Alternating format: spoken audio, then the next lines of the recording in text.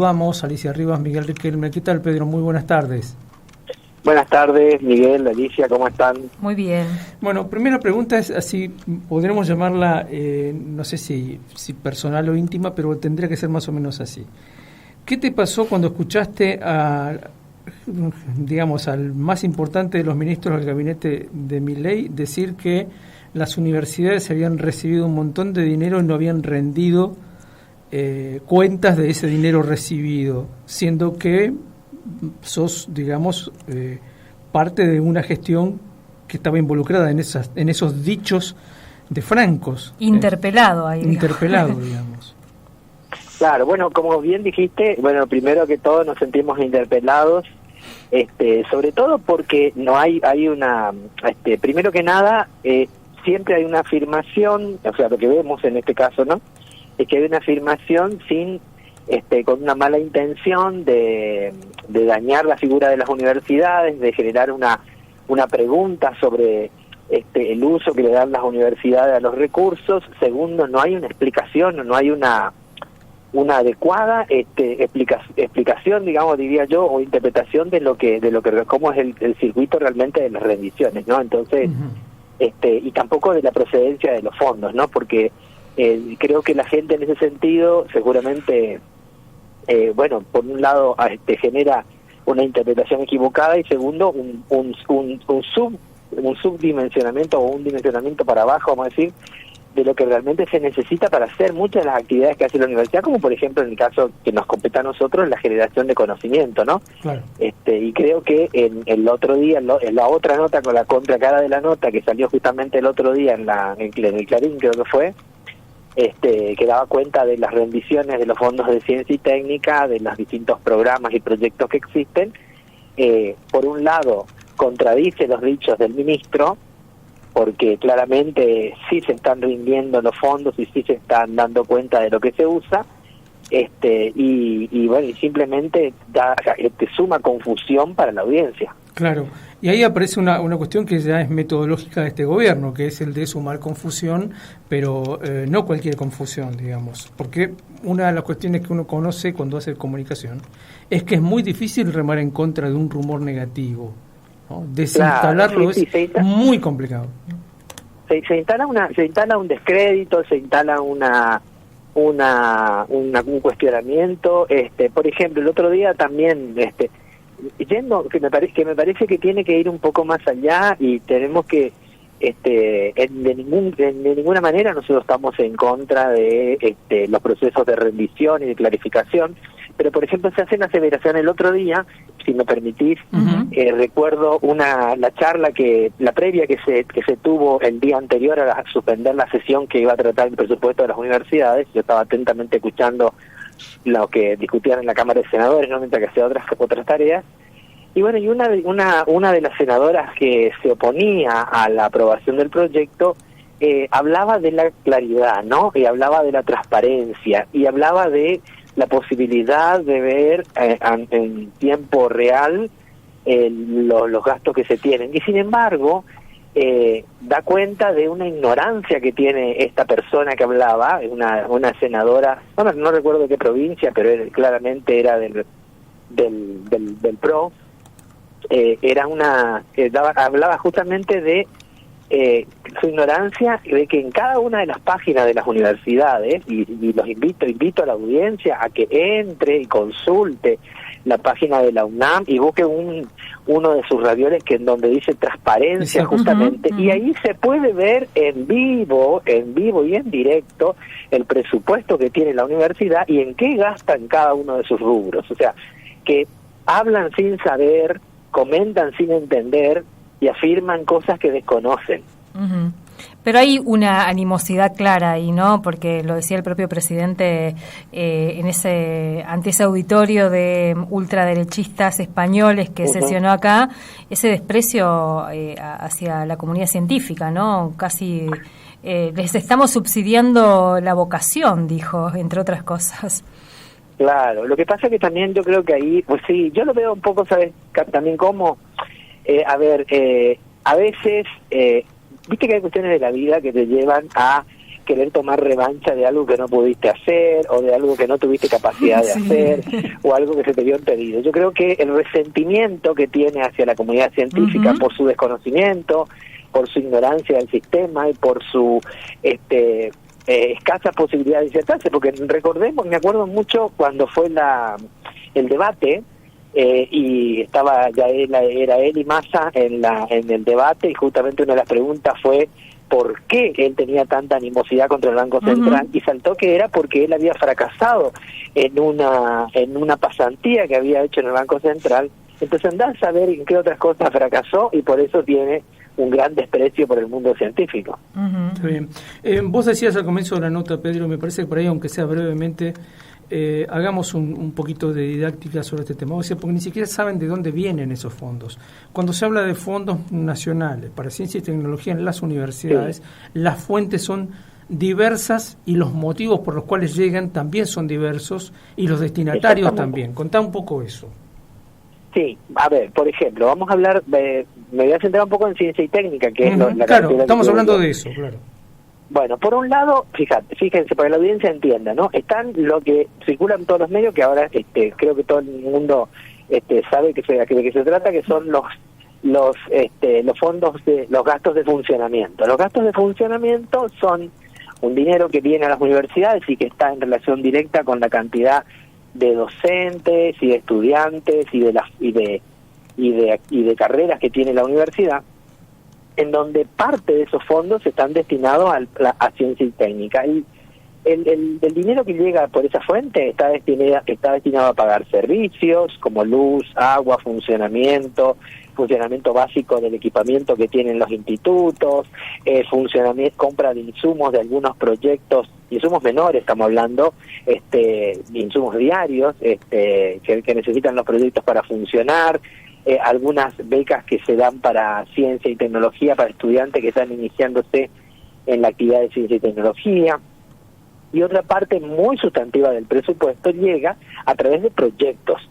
Los proyectos son ideas que se escriben y se formulan con un fin determinado, que se solicitan los fondos para elaborar para llevar adelante esas ideas, algunas de las cuales están destinadas a la generación de conocimiento y otras están destinadas, por ejemplo, al fortalecimiento de esa generación, como por ejemplo compra de insumos, formación, intercambio de investigadores, construcciones, obras destinadas a mejorar las instalaciones para que se pueda tener una investigación con mayor impacto y con mayores resultados. Toda esa cartera, esa masa de proyectos que llegan con esos fines, no llegan por el tesoro, no llegan por el presupuesto destinado a las universidades anualmente, sino que llegan a través de la presentación de los proyectos. Esa presentación se hacía ante el Ministerio de Ciencia y Tecnología, que era la mayor cartera, y después había otra cartera como el Ministerio de Agricultura, como el Ministerio de Economía, otros fondos, por ejemplo, destinados a pymes del Ministerio de Economía, destinados a proyectos para el agro en la parte de agricultura, pero la mayor masa venía del Ministerio de Ciencia y Técnica. Y de hecho, la Universidad Nacional de Misiones rindió prácticamente todos los fondos que llegaron del Ministerio. En el Clarín justamente mencionaba que la universidad rindió el 85% de los fondos que recibió de estas carteras, y es una de las universidades que más ha rendido. Y justamente me hacía la pregunta a un periodista el otro día, ¿qué pasa con el otro 15%? Y el otro 15% son fondos que fueron devengados, que quiere decir fueron asignados a la universidad y nunca se transfirieron, porque a partir del 10 de diciembre, que asume el nuevo presidente, estos fondos quedan en el medio del proceso de transferencia y no alcanzan a desembolsarse. Entonces no podemos rendir el dinero que no hemos recibido para gastar, y sin embargo sí se incorpora, porque también lo que la gente tiene que entender es que primero hay un papel que se llama resolución, que te indica los fondos que se van a asignar y cuánto es ese fondo. Luego hay un proceso administrativo que es la incorporación de esos fondos al presupuesto de la universidad, que eso lo hace el Consejo Superior, que es el máximo órgano que gobierna la universidad, y luego que es similar al poder legislativo, ¿no? Solo que en este caso nosotros no apelamos las condiciones, las cuestiones que se legislan en el poder, en este poder legislativo, no cuestionamos, las cumplimos, no hacemos como el presidente que veta todo lo que viene de ese poder. Y luego cumplimos con la ejecución de ese gasto y ahí viene la rendición. Ese 15% que se está hablando son proyectos que fueron escritos, fueron resueltos en una resolución, se adjudicó el dinero, pero quedaron en el medio del proceso de transferencia, se incorporaron los fondos porque al estar en resolución se incorporan, pero nunca llega al financiero y por lo tanto no se puede gastar y no se puede rendir. Claro, pero ahí hay documentos, hay papeles. Es decir, si no hay documentos y papeles y obviamente acciones que se hicieron. Uno de los programas, por ejemplo, es el programa, un programa que se llama Raíces Federales, en donde lo que prometimos era formar algunos investigadores clave en áreas como la nanotecnología, el desarrollo sustentable y la inteligencia artificial. Nunca recibimos el dinero y sin embargo la universidad está haciendo acciones para formar en nanotecnología, en inteligencia artificial y en desarrollo sustentable, a pesar de no haber recibido el dinero. Pedro, y en este contexto, digamos, con el ajuste en todos los aspectos de la vida universitaria, ¿cómo impacta específicamente en tu área? ¿Qué se está restringiendo? ¿Se está restringiendo algún tipo de actividad? Sí, por supuesto. La investigación de fondo, la investigación de peso, vamos a decir así, donde vos necesitas la investigación que necesitas para poder equipararte a desarrollos que luego tengan un impacto nacional y global, son los proyectos que más se ven afectados. Estos proyectos que te contaba yo que vienen con un financiamiento extra que aparecía a través del Ministerio de Ciencia y Tecnología en el pasado, ¿no? Y que ahora están totalmente frenados. Ahí hay un organismo que se llama la Agencia de Promoción Científico-Tecnológica, que transfería esos fondos, que ha frenado esa transferencia. Solamente hay algunas devoluciones muy contadas, muy puntuales, y eso hace que los investigadores no tengan esos recursos para investigar. Entonces vos pensás, por ejemplo, te doy un ejemplo, si vos tenías recursos, por ejemplo, el otro día se tuvo que reemplazar un componente de un equipo costoso que sirve para analizar materiales, y que te da la composición de esos materiales y te permite tomar decisiones de qué vas a hacer, qué tipo de desarrollo o qué tipo de productos podés generar con esos materiales. Los materiales, en el caso nuestro, lo que estamos trabajando son con residuos del agro para transformarlos en compuestos polifenólicos, en compuestos antioxidantes, en compuestos que sirvan para la industria alimentaria y para la farmacéutica. Y bueno, ese cristal, por ejemplo, el repuesto sale $4.000 y $4.000 representa el 40% del presupuesto total que recibe la universidad para ciencia técnica en un año. Claro. Sin embargo, en los proyectos que vienen, los fondos especiales que vienen aparte, significa que, bueno, sí, un buen porcentaje del proyecto, pero son fondos que permiten sustentar estos gastos. Al no tener esa posibilidad, ese equipo ya no se va a poder usar hasta que no podamos tener el repuesto. Nada más y nada menos, ¿no? ¿Y cómo nada más y nada menos, y así un montón de otras cosas, ¿no? Claro.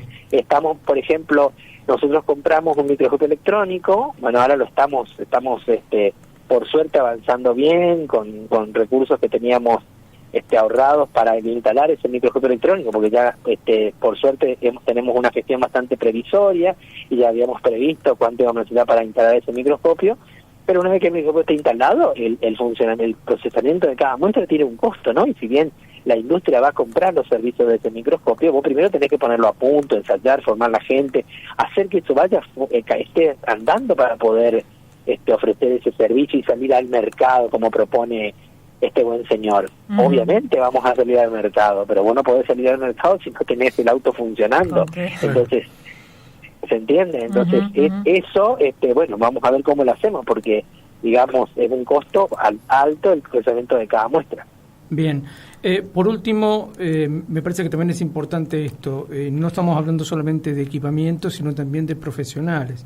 Algo que se está diciendo en todo el país es, bueno, la gente que vino incluso con aquellos planes como el Milstein, Raíces, etcétera, de hace ya muchos años, de golpe está empezando a mirar de nuevo si tiene la posibilidad, si no tiene una familia muy grande, de volver a irse. Y después están los jóvenes que, incluso habiendo ganado las becas, nunca los incorporan a CONICET, y también el camino que les está quedando, si están solteros o si no tienen muchas raíces acá, es irse. ¿Es desolador el panorama? ¿Cómo lo ves vos o cómo se ve en la UNAM? Sí, no, es como bien decís, acá estamos hablando, y está buena tu pregunta, porque justamente el otro día hablaba con una colega y estamos hablando de personas, dejemos de usar un poco esa palabra recursos humanos y hablemos de personas. Y las personas justamente necesitan tener una calidad de vida, necesitan poder sostener sus familias, necesitan poder vivir, digamos, para poder insertarse en un sistema. Entonces, y estamos dejando afuera del sistema a familias y a personas que pasaron, fíjate, toda su formación fácilmente, más de 20, 25 años de formación, hasta que pudieron acceder a un nivel de expertise que les permitió, después de múltiples evaluaciones y múltiples observaciones, ya que el ingreso a carrera, el CONICET, por ejemplo, o el ganar un concurso en la universidad y transformarse en docente o en investigador, requiere una gran inversión de tiempo y esfuerzo, porque cada rato sos auditado y cada rato te toman examen. Esa gente que llega en esa posición, digamos, hoy en día, como decís vos, se está pensando qué va a hacer, porque estar en un país en donde cada 4 años cambiás la mirada y pasás a decirle a la gente que lo que está haciendo no es viable, que lo que está haciendo no tiene valor, que lo que está haciendo no tiene ningún tipo de impacto, cuando del otro lado te dicen claramente, ¿sí? Es decir, que una Argentina sin ese tipo de desarrollo va a ser inviable y va a ser imposible que surja, ¿no? Entonces me parece que estamos desalentando y estamos expulsando a un montón de gente que va a representar una remada contra la corriente, ¿no? Y eso lo estamos viendo, por ejemplo, en la gente que se postuló a carrera, que son muchos, y a becas, que son mucho menos personas que los años anteriores. La gente empieza a preguntar, a hacer sus contactos fuera y ver la forma de poder irse. Encima tenemos acá cerquita, encima no, por suerte, tenemos acá cerca un país enfrente, nomás Brasil, que tiene una alta inversión en ciencia y técnica, entonces todos están viendo a ver cómo irse del país a Brasil a hacer su doctorado allá, a seguir su carrera allá. Además acaban de lanzar un plan para capturar los mejores cerebros de América Latina, es decir, tiene bien claro lo que quiere hacer con su ciencia y su tecnología. Exactamente, nosotros ahora el pasado mañana, el miércoles, tenemos una visita de la UTFFR, que es la Universidad Tecnológica Federal de Paraná, que viene justamente a buscar parcerías para poder hacer trabajo de investigación, para poder llevarse investigadores, becarios, para un sistema en donde paga, te diría 3 veces más que las becas. Las becas nomás son 3 veces más que las becas en Argentina. Claro. Y los investigadores ganan 5 veces más que la Argentina, seguro. Y además no están siendo hostigados, violentados de la forma. Claro, es decir, sí, es como decís vos, Alicia, es decir, me parece a mí, y además, y ahí está bueno tu comentario también, porque hay que poner una mirada en una cosa. Un punto es que vos digas, bueno, estamos en una situación de crisis, está pasando esto con los sueldos, está pasando esto a toda la gente, esa es una cosa, pero que todo el tiempo las autoridades que te gobiernan estén descreyendo, estén enfocándose negativamente en las actividades que hace la comunidad, o que haces vos diariamente, también le suma una cuota negativa, le suma un punto de vista negativo. Pareciera ser que justamente ese resentimiento que tiene el presidente contra el sistema científico-tecnológico busca destruirlo sin ningún tipo de motivo, quién sabe cuál será su motivo oculto, y sin poner la balanza en lo que representa para el país. Tal cual. Bueno, Pedro, seguiremos charlando sobre todas estas cosas, seguramente, ¿no? Y bueno, mucho trabajo, insisto, en desmontar esto que se ha planteado, ¿no? Que todo ha sido como un gran carnaval de gasto sin ningún resultado ostensible, cuando es exactamente al revés. Pero bueno, esperemos que nosotros con un granititito de arena hayamos podido poner en ese sentido. Y te digo una cosa más que me olvidé que quería decir hoy. Fíjate que se cuestionan los gastos que las universidades rendimos, de hecho, y que tenemos en vivo en la página, en esta parte de transparencia, y otra, insisto, que la gente entre a mirar, y me pregunto en qué gastó la plata, en qué gastó en qué va a gastar los 100.000 millones de la CIDE, en qué gastó todos los fondos, los 1.300 creo millones de pesos, gastó en viajes del presidente en estos primeros meses. Estaría bueno que ponga en transparencia a ver en qué gastó. Quisiéramos que auditarlo y saber en qué gastó. Tal cual. Pedro, muchas gracias. A vos. Hasta luego. Pedro Zapata, doctor Pedro Zapata es el secretario general de Ciencia y Técnica.